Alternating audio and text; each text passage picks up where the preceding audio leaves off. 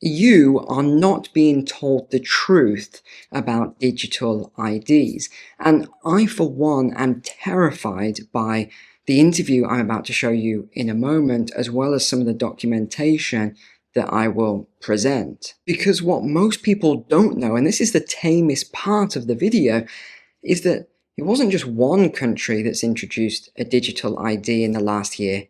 It's 21 countries. And yet, they're all for different and bizarre reasons. Many of you will know for the UK, it was to stop the boat crossings. For other countries, it was to prevent fraud. And in one extreme case, it was if you don't, you're going to lose access to your bank account within the next 6 months.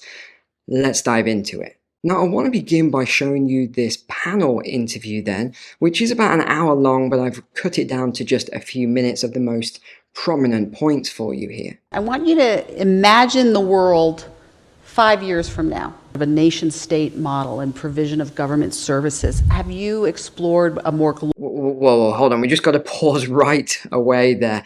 So she wants you to imagine the world 5 years from now. And she's talking about this nation-state model. So this is a global model, by the way, a nation-state model with the provision of services. So this is the first thing we're going to distinguish. Have you explored a more globalized model, a borderless model of digital ID, and what might be the benefits of that? Look, I think it's an interesting panel because I think about identity in a slightly different way and not necessarily the identity of people or companies. I look at it from the constructive identity of objects and the... What?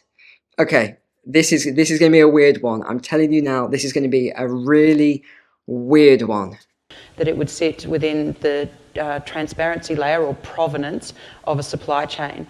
Okay, again, really weird. So she's talking about the people as a supply chain. So she's productized the people. She's thinking of them as objects and a supply chain. Especially considering our financial system has only really thought about risk and aggregated risk and identified risk from a KYC layer, so know your customer. And what if we were able to flip that around the other way to KYO, know your object, and we could actually take a digital twin of that object into a distributed data layer like blockchain using technology. Well, this is so Black Mirror. Like the digital twin, that is Black Mirror. That is exactly what happened in the Black Mirror show. This is so dystopian and weird. No, I would fundamentally disagree with that. I'm glad we disagree. Yeah, see, I'm glad this other lady is on the panel because usually at these sort of events, they're all on the same side, right? But we've got this really great woman here who disagrees, and she keeps disagreeing throughout. I won't show you the whole thing because it's an hour long, but she keeps disagreeing with a lot of this stuff. There's a risk that it's at the edge that it will propagate even faster than a centralization. So, we could have this viral effect. Not for the good. It could be catastrophic. So, if it can be catastrophic, why are you promoting it? This is insane. Would it be utilized by a government as it relates to legal identity?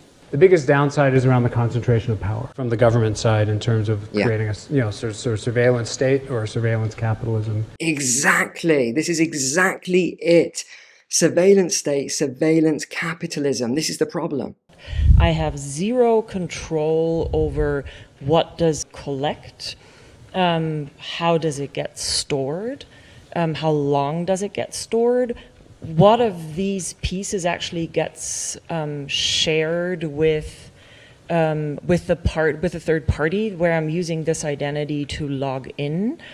Yeah, she's absolutely right. I'm really glad she's on the panel here because she's a sort of voice of reason here. And yes, I can dig deeper into that, but then I still only have a binary choice to say yes or no. It's never really up to me to say I am happy to share this parcel of information, but I really am not comfortable sharing this parcel of information. And I'm constantly left worrying, am I oversharing accidentally? Because the system is really not transparent to a user. Yeah, she's absolutely right. I don't know if when you have to click these I accept, I reject, etc. Some of the pages, You would sit there for 2 hours just reading some of these terms and conditions. So she's right. You just don't know what you are opting into and how you opt in, how you opt out. She's absolutely correct in what she's saying here. I would say does not nearly live up to the good identity standards as articulated. And do we really need to talk about secure? I think the data breaches, and I don't even want to point the finger, we have seen so many across the board. This does not live up to what I would hope to is something we can agree on as secure. Yeah, she's absolutely correct, especially with data breaches. Do you realize now how many data breaches there are on a daily basis? Not a weekly or monthly basis like it used to be. It's a daily basis. In fact, let me just do this. Let me type in cyber attack into Google here, and let me just show you the results. Here we go. So 2 arrested over cyber attack which stole thousands of children's data 2 hours ago. Again, I'm just doing this in real time to show you. Look at all these articles. This is all today. Millions at risk. This is 5 hours ago. Jaguar Land Rover to restart production after cyber attacks. Aston Martin, cyber attacks. This is Swindon School, cyber attack. Nearly a third of bosses report increase in cyber attacks on their supply chain. This goes on and on and on. And they want us to trust the government with our private data.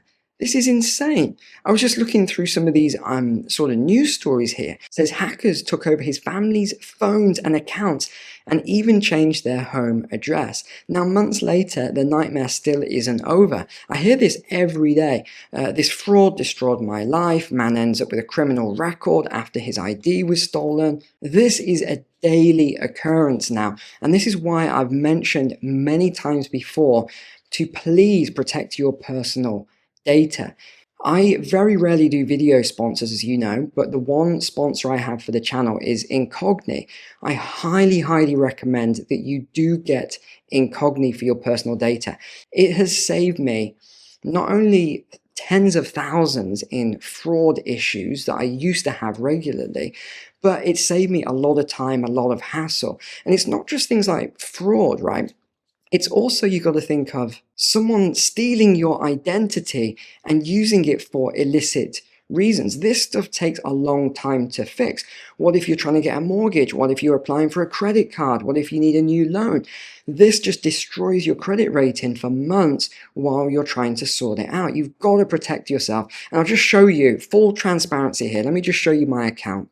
Okay, so here we are on my actual dashboard. You can see this is from November 23 through to October 2025. So this is real time. And it shows you that they are actually actively going out there and removing my personal data from data brokers' site. They've saved me 158 hours in total. And let's just do this then. Let's go to the high priority to show you what these data brokers were doing with my personal data. These were the worst 3, by the way. So identity theft, spam email and calls, data leaks, targeted advertising. It affected my credit rating. So this was one of them. Another one here, stalking, data leaks, identity theft. Someone stole my identity, targeted advertising. Here was another one, identity theft, exposed my medical data. It affected my credit rating. All these things that you probably don't even know are going on. Let's go to the medium scores here then. You can just click through and you can see what they were doing. Identity theft, data leaks, spam calls, identity theft. You've got to take care of this, ladies and gents. And that is why Incogni sponsor this channel here. And I'm really happy that they do, because they give you a 60% discount on the service. They will actually go in, do all the work for you. It's so low cost as well. And you get 60% off. All you do is you click the link to get started. The code is below, which you can see here. Get 60% off with coupon code NEIL60. So all you have to do is click the link below in the description or the pinned comment, and this will start instantly to remove your personal data from online, and then it will monitor it to make sure that any that pops up later on, they remove it. So the idea is that eventually, by them continually doing this, eventually your data will disappear from online. It just won't be there anymore for people to share it. You also get a 30-day money-back guarantee. So basically, try it out. If you don't like it, you can get a full refund on the service. So it's risk-free, and I highly recommend it. So check out the link below. It is so low cost. It's literally just a few dollars or a few euros, a few pounds a month. What's that, one a week or something, to protect your identity, protect your family data. I mean, it's a no-brainer to me, but that's why I use them as my channel sponsor here. One of the UN Sustainable Development Goals, specifically 16.9, how do we find a way to capitalize on the upside benefits of the technology, in this case, digital ID? See, this is what it's about. Remember, it's about profit. It's sort of packaged as something else, but it is about profit. I want to just give context here, then. I think it's important I give you context to what she's talking about with the SDGs. So let's just show you this. This is from the United Nations. You can look it up on their website, sdgs.un.org here. And this is called Make the SDGs a Reality. So let me just show you. This is number 16. I won't go through it all because I've spent years and years, 8 years studying this stuff. So SDG 16 is this one here. It's provide universal legal identity, a digital identity. And it shows you where they are on the scale here. So they're showing some progress, not quite into good progress yet, which is positive for us, but they're getting there. And there's a lot more to this. There's funding from the World Bank. You can read this document. It's called Technology Landscape for Digital ID.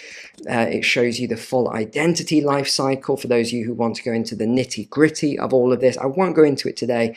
It would take me an hour or so just to go through all of this. But then we come back to the WEF, and this is the document they produced way back in 2018 here, Identity in a Digital World, a new chapter in the social contract. And this is what it was all about. It was about creating a world digital ID. So when people keep saying, oh, well, this is, like the UK is a great example. Oh, well, this has only come out now because of all these boat crossings and because there's all this crime and there's all these problems. No, that's not the reason why. There's a bigger picture at play here. Look, I certainly think from a technology perspective, the accuracy of identity cannot just be held within a digital form. There has to be sort of a hybrid or a double helix between the physicality of us as human beings and the devices that we hold in our hand, or the interaction layer with the digital world. From a technology perspective, we'll have to bring them all together. It's a hybrid. Okay, let me tell you what she's talking about here, because again, I know this stuff like the back of my hand. She is talking about the very idea of human being some sort of natural concept is really going to change. Our bodies will be so high-tech, we won't be able to really distinguish between what's natural and what's artificial. This was 9 years ago when that first came out, almost 10 years ago now. And they've really advanced. They've got these centers around the world, the Centers for the Fourth Industrial Revolution. So this is not sort of conspiracy theory, as people often say. This is fact. This is actually happening. There are whispers that it will be used as a part of the international visa and passport system as well. Wow, okay, I did not know that what she's just said there. That this digital ID, it explains why all countries are doing it at the same time. It's going to be part of this global visa and passport system. I do think there will be a lot of momentum on the public sector side just because of the SDGs, particularly in countries that have not done them. So there will be pressure and funding coming from the UN and the World Bank and these places. Okay, key point. Did you hear what he said there? Because there will be funding coming from the United Nations and the World Bank. That means the funding goes to the governments, and the governments get that funding and they then use it to create the digital ID. And in fact, look what happened with the UK petition, do not introduce digital ID cards. Almost 3 million people signed this petition before the government responded, and they basically just said, we're doing it anyway. We don't care what you say. We will introduce a digital ID within this parliament to help tackle illegal migration, make accessing government services easier, and enable wider efficiencies. We will consult on details soon. So basically they just said, we don't care what the public think. And they've got all these articles that have been coming out now. I don't know if you've seen them. This is James Williams, and they're talking about his card. Angela Green, this is the SIA one. Mary Ann Baptiste, Elsa Jones. There's just loads of these things. Melissa Peterson. Just seems really weird to me, all of these articles now and all these ID cards that they're showing of people. And if you do want to know the truth of what this is going to link to, I've actually gone through this in absolute detail to show you. This will be linked to your healthcare. This is the long-term plan by 2030. Financial services, this is bank accounts.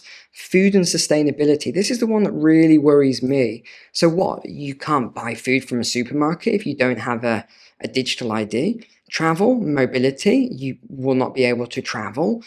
E-commerce, purchasing things online. Social platforms, government, telecommunications, just to use your phone, you're going to need one of these digital IDs. Smart cities. I mean, this is terrifying. And if you don't know how many countries have announced this in the last 12 months, Switzerland, Mexico, European Union, Costa Rica, Laos, Vietnam, China, Papua New Guinea, Romania, Cyprus, Ghana, Rwanda, the list just goes on and on and on. There's so many countries now that have announced the digital ID. It's not a coincidence. And I said that they all are using different reasons, so it seems as though it's all been done separately, but it's not. The UK is to prevent illegal migrants from accessing jobs and services and crossing the channel. Mexico says it's to prevent fraud. The European Union says to give every EU citizen a digital identity wallet for cross-border services, travel, banking and healthcare. China says it's to protect online order. Vietnam says it's to simplify access to government services. Costa Rica says to modernize national ID cards, which are now out of date. Australia says to protect against identity fraud. This goes on and on and on. So, ladies and gents, I hope I've swayed you in this argument today that this is not a coincidence as it is being sort of framed everywhere. This is a very calculated plan that's been in motion for a number of years. Again, finally, I would just remind you to check out Incogni. Make sure that your data is as protected as it possibly can be, because there's so much identity theft and fraud now going on. And one of my friends had it happen to them. It took 4 months before they not only repaired their credit rating, but they could get access to new financial stuff. They could prove it wasn't them. It was crazy. I felt terrible for them as they went through this process. So definitely check out Incogni. Link is below. And thanks for being a subscriber here. Take care. God bless.